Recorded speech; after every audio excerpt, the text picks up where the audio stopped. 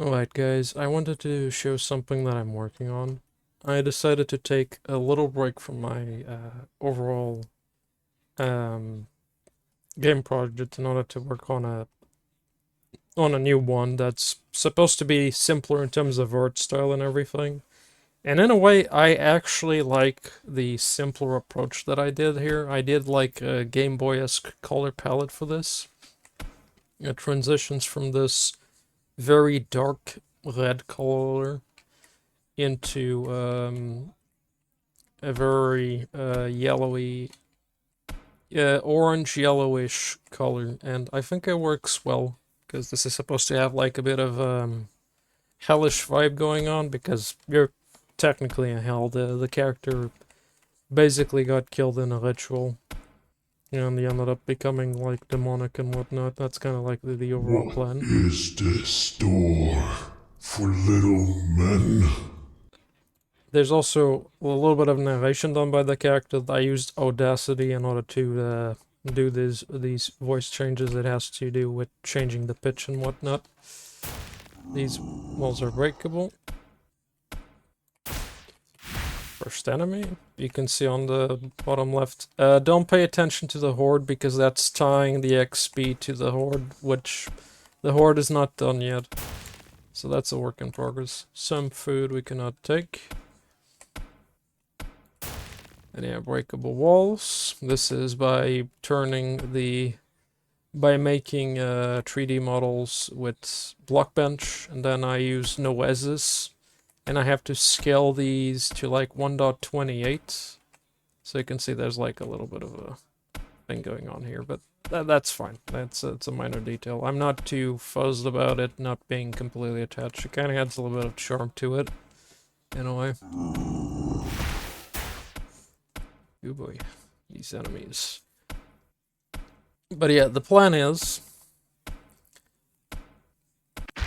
the character has levels. Also, something that I saw in the gem was how someone used the crosshair brilliantly to like indicate that you can use you're using an item or a decoration or an NPC or whatever. They use the crosshair, but then the crosshair changes. And I think that's brilliant. Instead of having the hand show up, it's just like, oh, the crosshair just changed. That means I can interact with it. And you know what? That's pretty cool. This is like the quick save feature.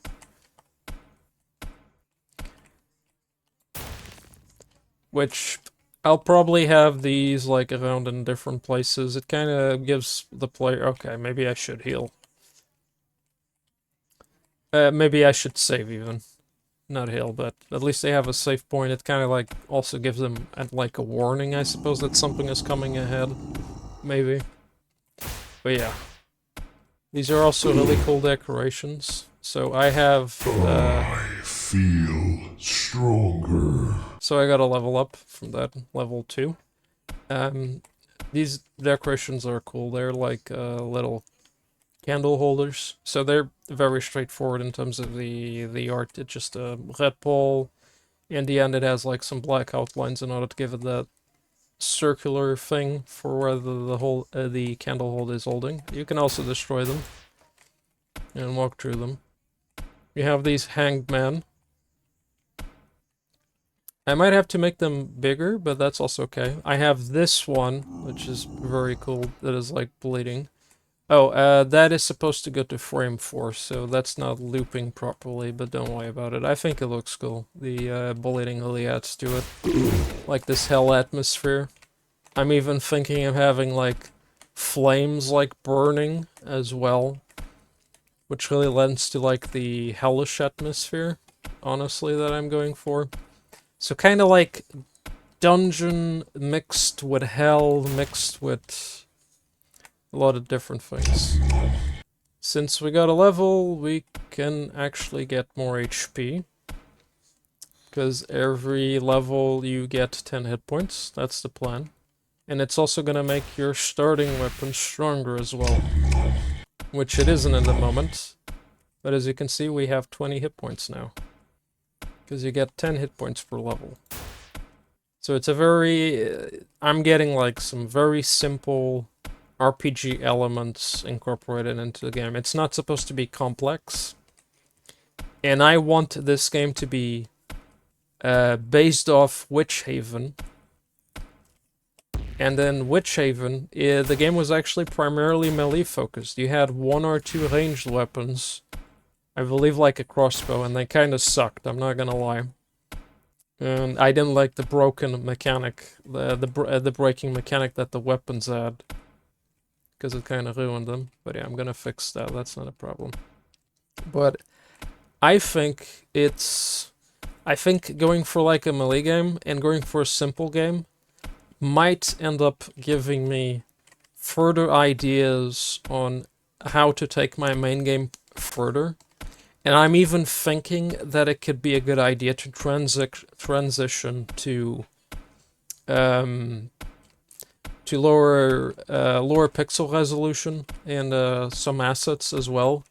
And also maybe adopting like either a Game Boy-esque palette that I'm gonna custom make, or like something like 5-6 colors that work really well together to give it that futuristic vibe that I got going for it. And I think that would be pretty cool. And in terms of replacing the colors on the different walls and whatnot, since I have to redo them anyways, I don't know. It would take just a while. I have to resize the assets and whatnot, but I think that would be cool. So yeah, you essentially in this game, you're a dragon. You were a dragon that was slain in an unholy ritual, and as a result you ended up turning into a demon dragon. That's kind of the plan. So you're basically trying to set yourself free from hell, or you're trying to maybe rule over a part of hell. That's kind of the general idea.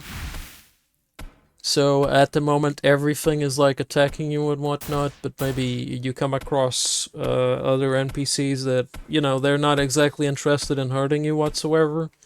They might even sell you an item or two. That's why I have the horde mechanic going on. So let me just quickly show some of the let's see, some of the formulas we got going on here in the game, to kind of explain how this works. Also, this needs to be the Hangman for this. Let me see if I have. So, very important. And this is something I should have mentioned when I did my level up tutorial before, which wasn't. There was actually a problem. And the problem was all these variables need to be global, or else they do not carry over to other levels. And you need to start the game by setting these variables and then having them modify your character stats. So for example, I have global.hpx 10, which means that when I have this player set HP, $ global HP, .hpx, it means it's going to set my HP to 10. The same with maximum HP. So set HP is your current HP, maximum HP is your HP if it's maximum. I have setarmour 0, and this is actually important because I want maybe not the levels to grant you armor, but instead, when you defeat like specific enemies or get certain items, you will increase your maximum armor, and therefore you will be able to actually start getting armor in the character. And the player speed is 140. I decided that he's a little bit slow, and it uses the default jumping height. You're not going to be performing much jumping in this game at all, but you might have a little bit of jumping.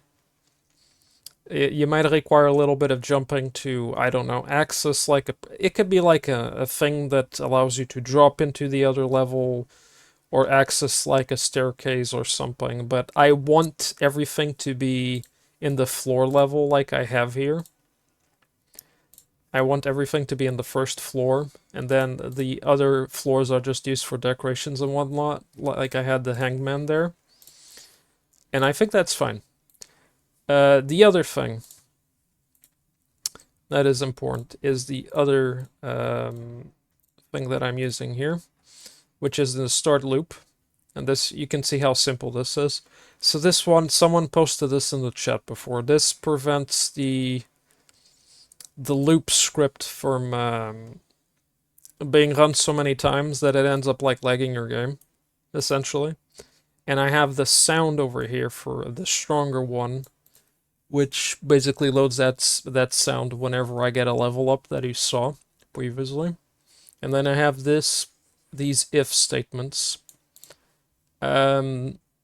where this one basically sets your level to 1 if you're level 0 on the start, and then this basically, since you're level 1, it knows that you're no longer 0, so every time there's an if, it's going to be like, oh, this if does not confirm, therefore I'm going to run what it would run if the certain criteria is not met. So basically it just keeps going, because I don't have an alternate effect for when the if does not meet the criteria. But then I have player XP 10 if it's above 10, and then if your level is 1, it plays the sound, and then it increases your HP by 10, and then it sets your maximum HP to the new amount that you have, which is your global HPX, which is 10 plus 10, because you have plus 10 here, because plus equal 10 means that this will take the value that this variable has and then add another 10 to it. And the global player level gets set to 2 and player XP back to 0. And the reason I do player XP back to 0 is because I had a problem before where if this did not happen, you would stay stuck on this loop and you would continue to get these stats added over and over again, and it would loop this sound as well. So that's not what we want. We want this if to end, and in order for it to end, we need to have it so the XP ends up being 0. So it says like, no, I'm no longer meeting this criteria, I'm going to go back here.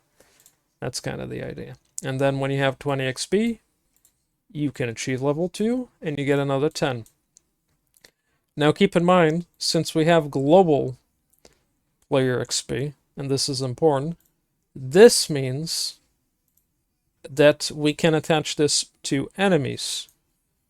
Now, enemies, I have it so when they die, they increment global player XP. This enemy, for example, gives 3 XP.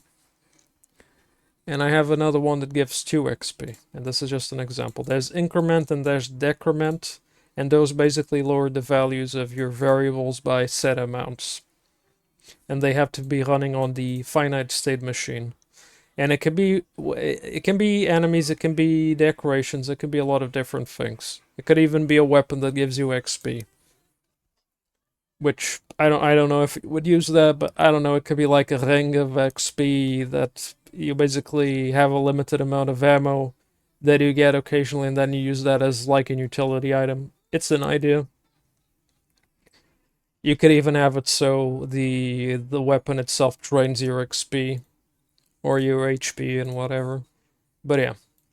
And then you have the global player level. Now this I can use in weapons to where, so I don't have an example at the moment because I haven't set it up yet, but the idea is around like level 3, level 4, your claw gets a bit stronger, because at the moment it's 8 damage that you do, and also 10 damage with the tail swipe.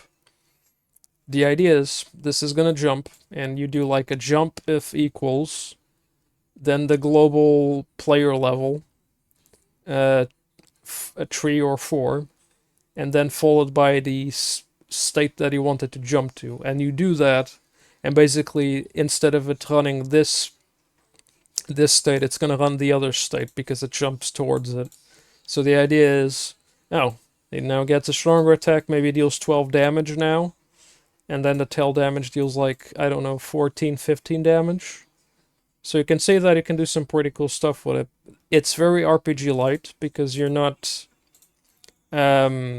choosing the things that are improving, but that's okay because I could also say, okay, maybe I can give a choice on an NPC that gives you a choice between 3 items, and those 3 items could increase different things. They could increase your HP, or maybe they could increase your maximum movement speed as well, because we set up the global speedx on the start, which we're going to be using for the player speed.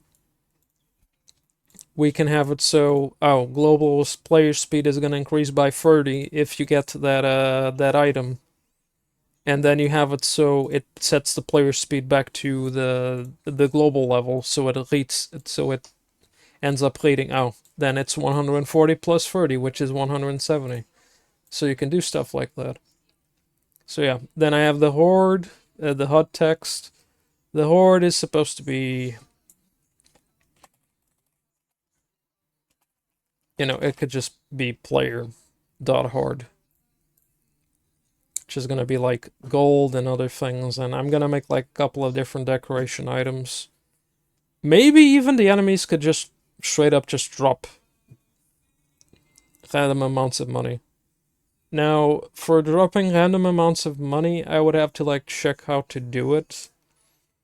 But I think I would have to check. This is me just saying without really checking. If you can set a random number to what it can drop, you could technically rename maybe the drops to have like, I don't know, drop 1, drop 2, drop 3, so it generates, it chooses drop 1 or drop 2 depending on the number generated. So I don't know. I'm gonna have to think about that. But yeah, this is basically what I've been up to the past couple of 2-3 days actually. That started this project recently. I just wanted to do like something that's a lot more simple. So I only have 2 enemies now, and my plan is to add like a chunkier enemy maybe later. We'll see how that. But yeah, that's kind of the plan. I don't know if this video actually helped anyone. If it did, amazing. I am glad, but I just wanted to show up what I've been currently working on, and maybe it might give some people some ideas. I covered like a little bit of information on what I did here as well. So, hey, thank you everyone for listening, and I'll catch you guys next time.